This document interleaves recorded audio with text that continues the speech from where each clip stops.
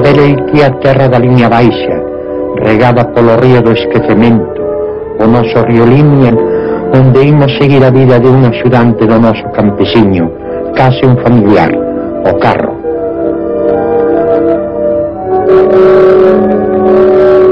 O carpinteiro especializado, o fragueiro, percorre a touza en percura do arbre do que vai sair o novo carro.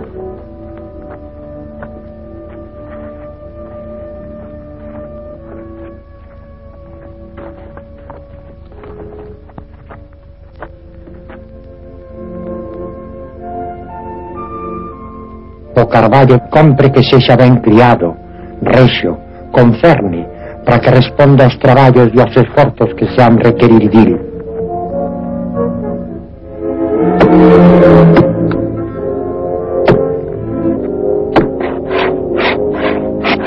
Atopado, entran en xogo a machada e o tronzador e a arbre cai.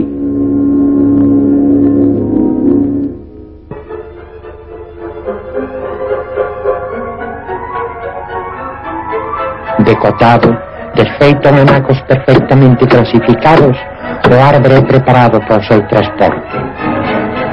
Os veciños, cos seus carros e as súas xogadas, acoden para carregar os toros do arbre e leválos para o taller do fagueiro, onde este se fará carrego dil para dar comenzo á súa angueira. O carrito, que é gratuito, compénsase co xantar e cunha boa tarde que pasan os veciños naquil día, que é case unha festa.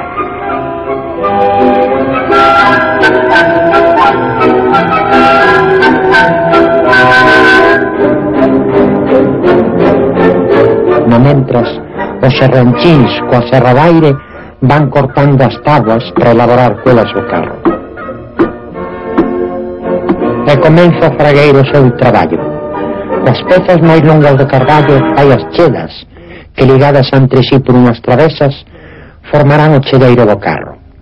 Este varía de feitio duns lugares a outros da Galiza, mais en liñas xerás está formado por dous ladegueiros laterás e un armallidixo central do que se coloca o piso que ha de soportar o peso da carga.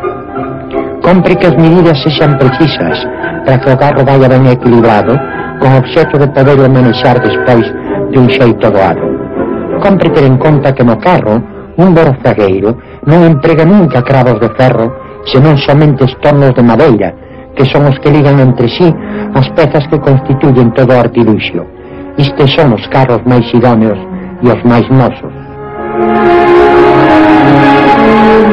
Rematado o chedeiro, procédese á confección das rodas que teñen que ser de acordo co chan onde van rolar e coa carga que lles agarda, de acordo tamén coas necesidades do campesiño. O eixo, feito tamén polo mesmo fragueiro, ponse entre rodas e artéllase no carro coidando que quede ben equilibrado e o carro vai a xeito. Feito a xato das pezas, queda somente xa sentalas no seu sitio, cada unha artellada para que vai a seu carón e posta sobre das outras.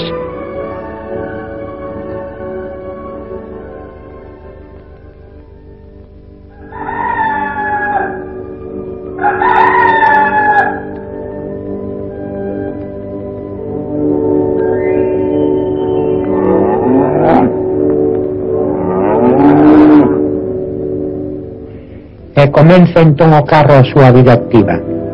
Unha mañán é posto xugo ás vacas.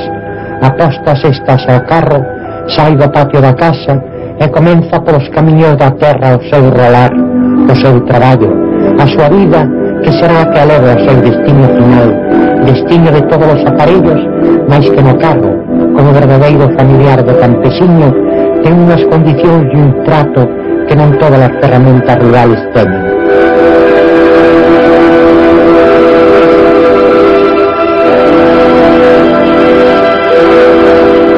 Xa ten o carro o seu carguixo.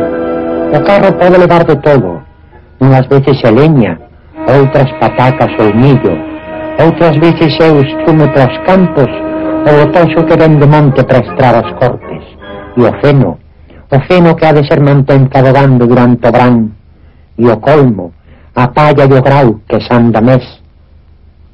A malla, festa e traballo.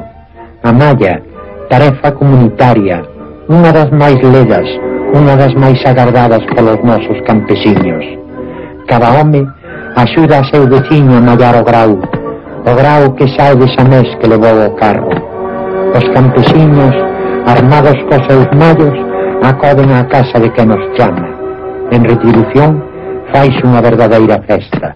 O xantar, as cantigas, os contos. Xuntos na casa do dono da malla todos eles, afeitos de toda a súa vida a manexo, perigoso por outra parte do mallo, compiten entre sí para anotar quen empina con máis xeito e quen bourea máis para ver quen é o mellor mallador.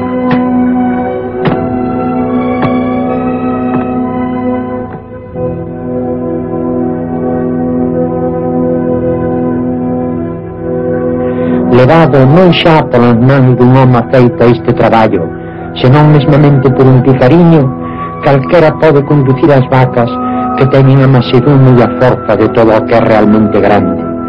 Un neno pode levalo, e a xugada obedece dócil ao seu mandado, sen que o meniño teña precisión de un gran esforzo para conducir. Con todo, a nota máis característica deste noso carro é a de que fai il mesmo o seu camiño. O monte non é para ir obstáculo, non precisa carreiros nin corredoiras. Con calquer carga, grande ou pequena, doada ou difícil, o carro rude polos montes, baixa polas encostas, sen precisión de camiño.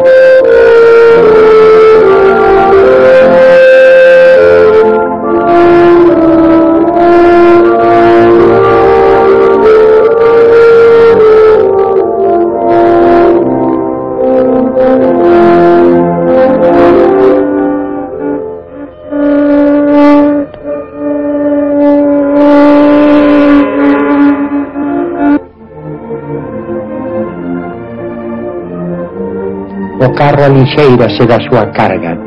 O feno, a palla, a leña, todo o seu carguixo ceibase no chan.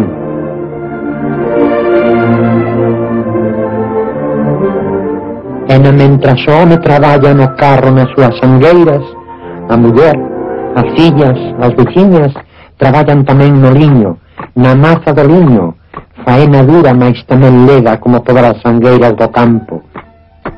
E pasa o carro a rentes das mazadeiras que co seu ritmo acampasan o andar das vacas.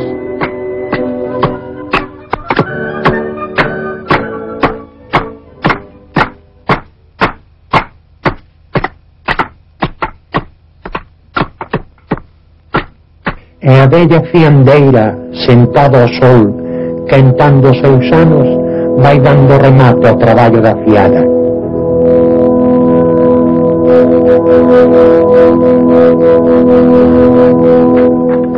E a tecedeira, coliño que a bella fiandeira lle emprestou, vai tecendo as teas que han vestir a súa familia, aos seus fillos, ao seu marido, seguindo sempre o compás da vida, o compás dos traballos do campo.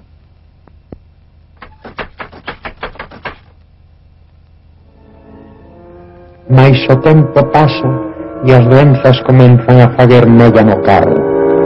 Un día o eixo debilitado racha e o carro cai deitando a súa carga sobre o chan. E de novo xurde o fragueiro. Uns arranxos provisionais, uns remedios que il sabe aplicar ao carro, fan que este poida pouco a pouco e con certo traballo ir rematando a súa carreira.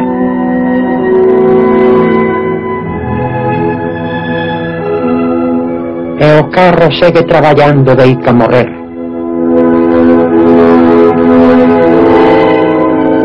Mas a súa morte non é como a morte dos outros proveios do campo.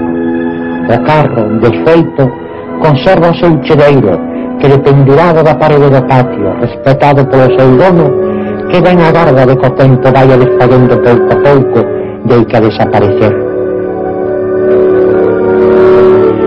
O carro seguirá rolando as nosas congostras e pelos nosos montes, dando ar a queixa da terra asovallada e o canto de esperanzas dun mañán, se cai lonxano, mais seguro, fito do noso povo e fito da nosa cultura, fito do noso home, fito do noso campesiño, e segue rolando cara ao porvir.